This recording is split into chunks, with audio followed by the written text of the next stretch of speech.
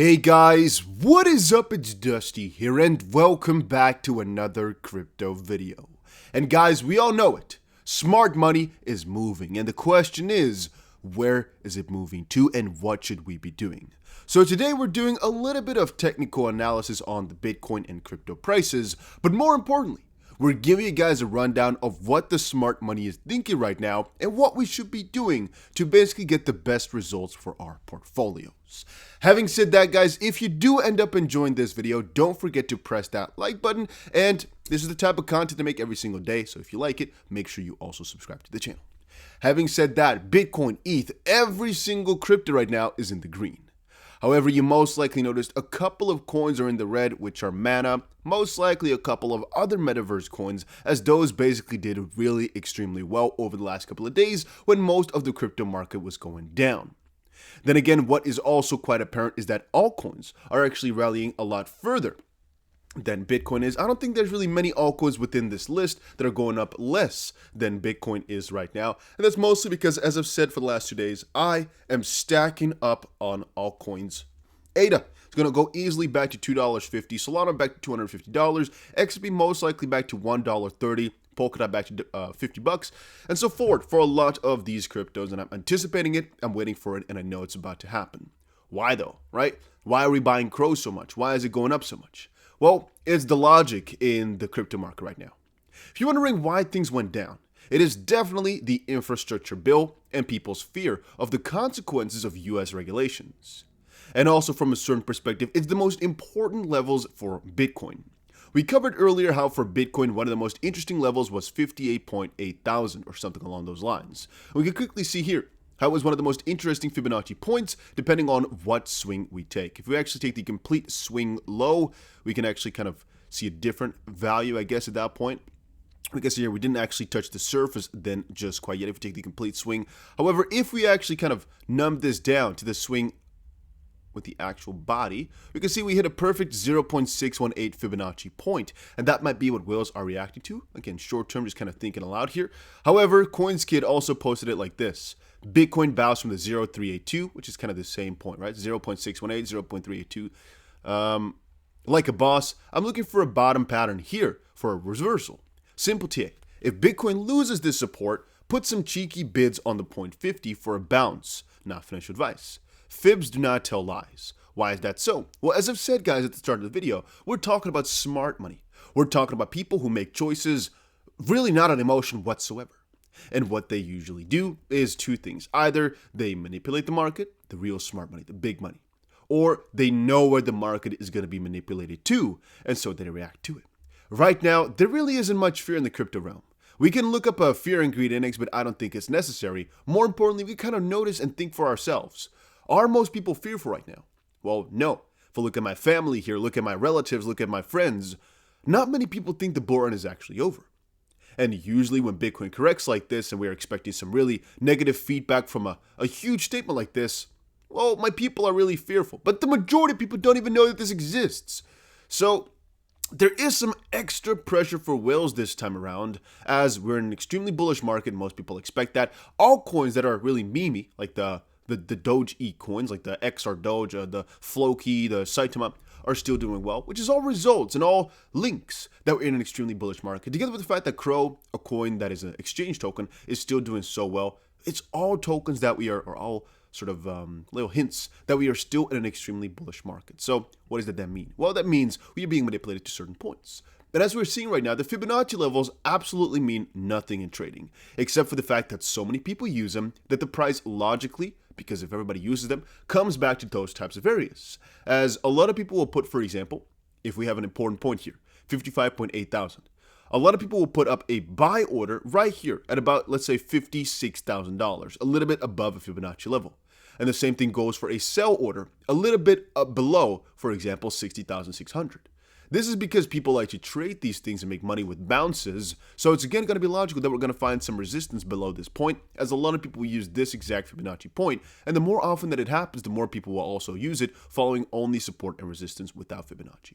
But that's once more, again, logically, why these prices are getting more and more important. But also, how the market gets manipulated to what point, right? Well, there's a couple of articles that we can kind of base this on, by the way. Here's, for example, a little article that I kind of recommend you guys to check out, How Crypto Whales Move Markets. And what it basically works as is they don't really care about you. What they do is they move it to a certain point, kind of like a not a vantage point, like a tick off point, where once we've crossed that border, the prices start to fall a little bit. And what had happened for Bitcoin right now, most likely, was that this $60,000 barrier, or maybe just a little bit below that, is where things start to kind of thick themselves off and kind of fall down further. What I mean with that is, when we hit this huge point, right, all-time high, $69,000, and the negative news all of a sudden came out, the China FUD, the U.S. infrastructure bill, all that negative stuff. It was all in a really bullish period. There was this inflation news. Everything was doing well. So why did we come down then? Why did we not come down with a really small correction? Why did it correct so heavily? It is, in my own opinion, because we had some certain point of negativity that tipped us back down. Like we can see here, right here, we hit a top. Next day was even better. We got some negativity that day.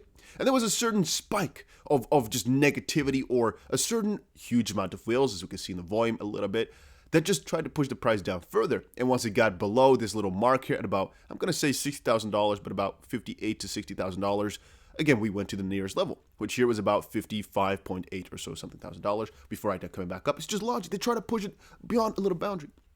So what is the expectation for right now? Well, if we look at the major market, there's really not that much negative news. It's the infrastructure bills, the China news, but none of that is really too relevant. None of that is really too important. So this bounce is quite logical, and we would have put buy orders just above it because it's an important Fibonacci level, right? At about $56,000, buy orders would not have been too crazy. So what are we going to do next from here on forward? Well, once more, very logically, we're going to basically try to buy in right now even, or once we actually kind of cross this barrier at about $6,000. Why? Because where can we fall? The worst case, I guess, is about $52,000, $50,000. Let's see, CoinSkid says about $52.3 thousand.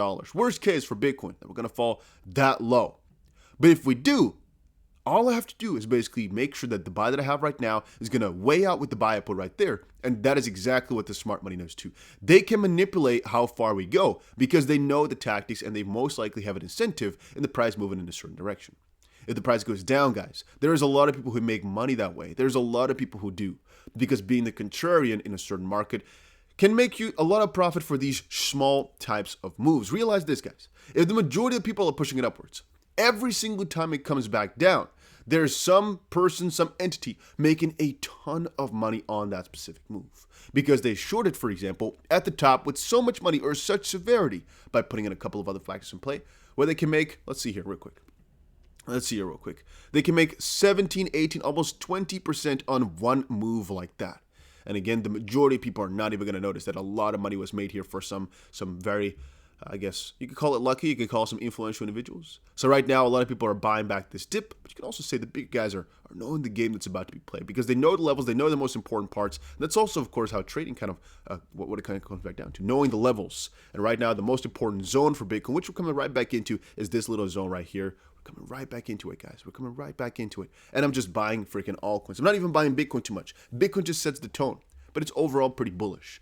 Here's one guy who put up a Bitcoin weekly chart and the important zones. Is it really though? I mean, if you look at from a trading perspective, yeah, he put all the most interesting supports and the most interesting resistance line in there. However, if we look all the way back towards Plan B or some of the guys like that, $90,000, $100,000, it's all still in play. Why? Because we've fallen back down, yes, but the majority of it, I even looked it up with a monthly chart here for Bitcoin. It's all still in play. It all looks extremely bullish still. There isn't really too much that's actually going on. It's still a exponentially growing line like this. It's still going like that, and it's not really stopping anytime soon if you ask me. The smart money knows it. And guys, one thing I should also say real quick here, we are just buying altcoins. There will be a video today which I explain which altcoins I'm buying right now. And by the way, I still have my long position open on interesting. On XRP and Bitcoin, they're still open, by the way. Here you can see our trades here with about, I'm going to say right now it's turning into a freaking, this is like a 1,000% profit trade, huh? $180, about $2,000 in profit. Why it says 282 right there, by the way, you might ask? I think it's because our margin keeps going down here. However, the trade is still set for the same thing. So it basically uses the percentage from that perspective, as far as I think right now, from this perspective. I don't know exactly. I think this divided by 15 is the amount that it uses, but our actual money that's inside, our margin still, is significantly less. But you guys know how that works by now. You know, we're still in profit. I told you guys as well, I'm buying every single time XP goes to $1.07.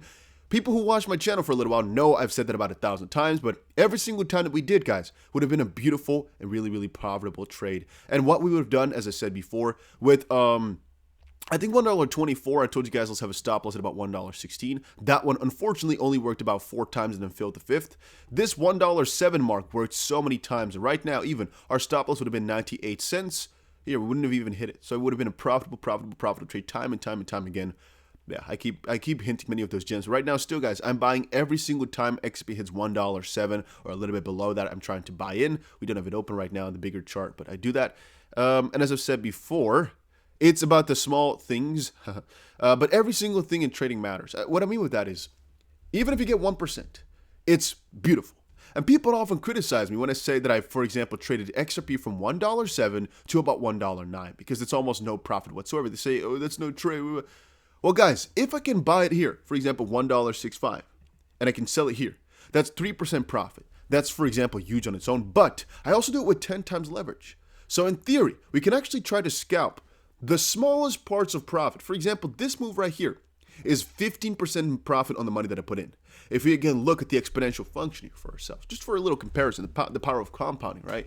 Look what a difference that makes if you do that every single day, for example. If you make 15% a day, you know, so that's 1.5% with leverage, or just half of the days even. Wow, you're golden, guys. You are golden. It's just kind of something to think about here for yourself. How wealthy you'll be in the shortest amount of time if you just know how to get some small amounts of profit.